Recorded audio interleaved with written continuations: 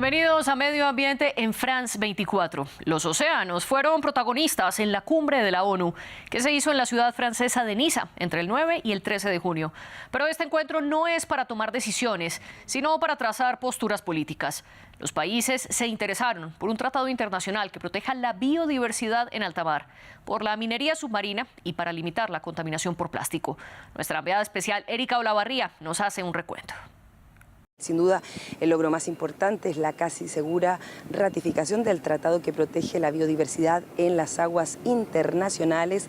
Se necesitan 60 países para ratificarlo. Aquí hemos llegado a 55 países, incluidos China e Indonesia, pero según el presidente Emmanuel Macron, en septiembre en Nueva York serán 70 los países que habrán ratificado este texto que podrá entrar en vigor en enero del próximo año y que sobre todo le da una herramienta por primera vez de gobernanza mundial a los océanos, lo que implica también reglas obligatorias para los estados.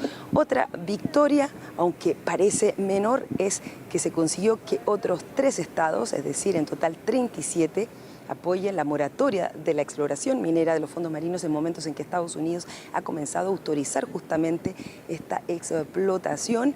Es un tema complicado, dicen los expertos. 3 nuevos estados es una gran conquista. También parece pequeña la conquista con respecto a un posible tratado para prohibir la producción de plástico. Ya son 96 los estados que aquí se han comprometido a apoyar ese posible tratado en la próxima reunión en agosto en Ginebra, lo que también es visto como positivo por Francia. Las ONGs llegaron a esta cumbre y se van con la decepción de que el tema de las energías fósiles causantes del cambio climático y los males de los océanos estuvo ausente, sobre todo el tema de la exploración de petróleo y gas en las costas, y también de que se habló poco o nada de la pesca industrial. Otra pequeña victoria fue el aumento de un 10% de las áreas de protección mundial, con aportes importantes de Colombia o Grecia e incluso de Francia, aunque el país anfitrión sigue siendo muy criticado por sus ecologistas por su poca acción en el Mediterráneo o en el Atlántico. Sin embargo, parece difícil llegar a la meta de aquí al año 2030, que se puso en Naciones Unidas, de proteger un 30% de los océanos del mundo. Como lo decía Erika, la cumbre impulsó el Tratado de Alta Mar. Solo 32 países lo habían ratificado antes y ahora son 50, lo que significa que están a 10 firmas para que entre en vigor. El pacto internacional protegería el fondo marino, que está más allá de la jurisdicción de cada país. Y esta victoria política contrasta con la falta de mención a los combustibles fósiles. Desde el primer borrador de la declaración política, los países no se refirieron ni al petróleo ni al gas que se explota en el océano. Y esta ausencia se mantuvo en el documento final, una decepción para los activistas. Y de igual forma, pues hay algunos todavía temas que no fueron ampliamente discutidos y que también desde sociedad civil nos sentimos un poco decepcionados, como lo es el tema de la extracción de petróleo y de gas en el mar, que sabemos que no estuvo presente en la agenda oficial de UNOC y que realmente pone a nuestro océano en una situación de riesgo inminente. Mientras no hablemos de no proliferación de hidrocarburos en el mar, no podemos entonces hablar de transición energética justa y equitativa ni descarbonización del sector marítimo. Entonces creemos que esa fue una gran deuda de parte de la conferencia. Y uno de los casos más criticados fue el de Brasil. El país hizo una megasubasta de 19 bloques petroleros para buscar crudo en las costas del norte, donde desemboca el río Amazonas. Al consorcio entre la estatal brasileña Petrobras y la estadounidense ExxonMobil adjudicaron 5 bloques en la cuenca. Desde Earth Insight nos explicaron las consecuencias ambientales de esta movida. Las perforaciones y las subastas de bloques de petróleo que se están considerando están justo en el margen ecuatorial. El margen ecuatorial contiene el 80% de los manglares del país. Brasil es el segundo país con más manglares del mundo. Es una zona de alta biodiversidad, con cientos de especies, algunas de ellas protegidas, muchas de ellas únicas. También contiene un arrecife de coral, un arrecife que se descubrió en 2016, que está bastante profundo y del cual se conoce muy poco. Los científicos aún no han tenido tiempo de conocer la amplitud de las especies que existen en el lugar.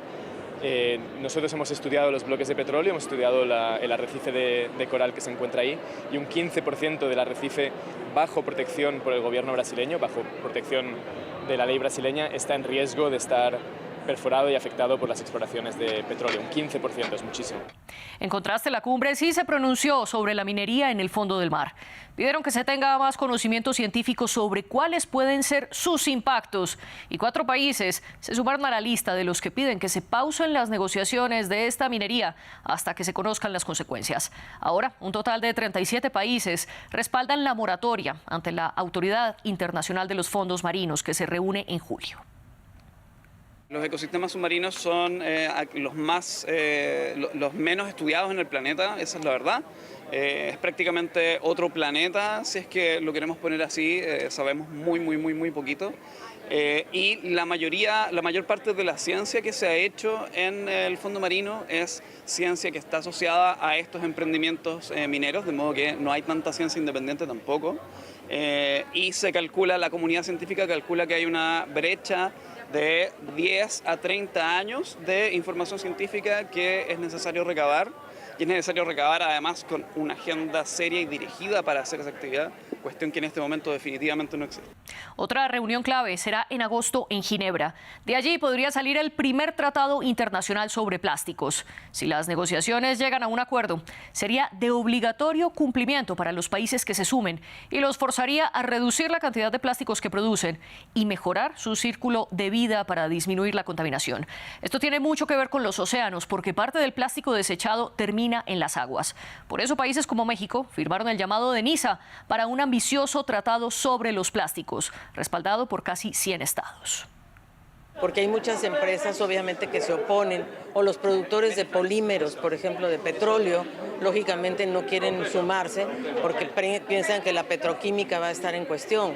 Pero la verdad es que ya llegó un momento en que la humanidad ya no puede resistir estas islas de plástico que tenemos por todos lados. Entonces, queremos que en Ginebra se cree un órgano subsidiario que decida qué químicos pueden y no deben estar asociados al plástico. 2, y que se haga una lista mínima, ¿no?, de qué productos no deben estar asociados a plástico. 2, que tengamos un mecanismo financiero que es muy importante para aquellos pequeños estados insulares, por ejemplo. Pero la negociación no es fácil. La ronda pasada fracasó porque países petroleros se opusieron. El Centro de Derecho Ambiental Internacional denunció la presencia de 220 lobistas de la industria de combustibles fósiles y de petroquímicas. Pues el petróleo, el gas y el carbón son la materia prima del 99% de los plásticos. A pesar de la presión del mercado, las negociaciones sobre la contaminación por plástico despegaron desde que China dejó de recibir los desechos de otros países, como nos explicó Andrés del Castillo. El detonante para que comenzara a nivel internacional una respuesta a la crisis de plástico, aparte de la evidencia científica de la presión de los diferentes grupos interesados, fue una ley nacional en China que prohibió la importación de residuos del mundo entero.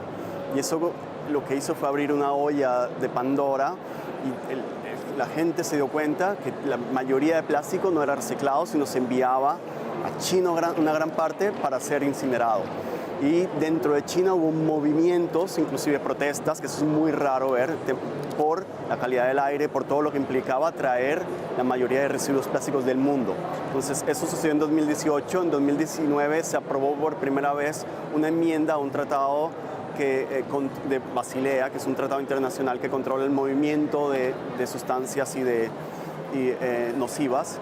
Y se hizo el primer esfuerzo internacional y en menos de 9 meses se aprobó una enmienda, una modificación a un tratado que incluyó plásticos por la primera vez. Pero como no es suficiente trabajar el tema de desechos, los mismos gobiernos se dieron cuenta que era necesario una gobernanza global y no fragmentada como existe ahora. Y aunque siempre se ha planteado el reciclaje como una solución, solo entre el 30 y el 40% del plástico puede reciclarse, pues por lo general es más barato producir plástico nuevo. Por eso Andrés explica que al reciclaje deben sumarse otras estrategias, como el uso de materias diferentes y bajar la producción. Creemos que el reciclaje ha sido una estrategia adrede de muchos años de la industria petroquímica para hacernos pensar y sentirnos bien de que están haciendo algo bueno con los desechos después de que nosotros los ponemos y los clasificamos como lo debemos hacer en nuestras casas.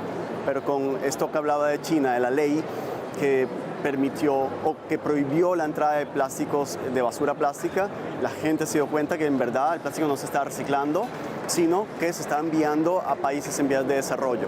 Hoy en día no se envía a China, pero se envía a Malasia. En América Latina también se está convirtiendo en un basurero de residuos plásticos que vienen de Estados Unidos o de países europeos. Y, por ejemplo, en Europa la mayoría se manda a Turquía.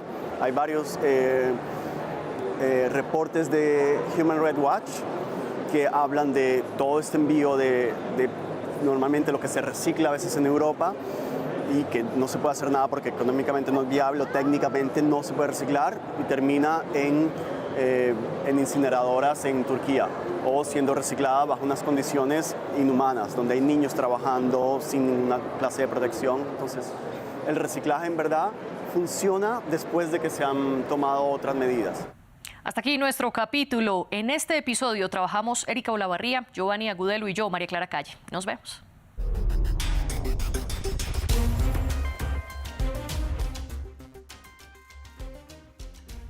Cada semana tenemos una cita para hablar de derechos humanos.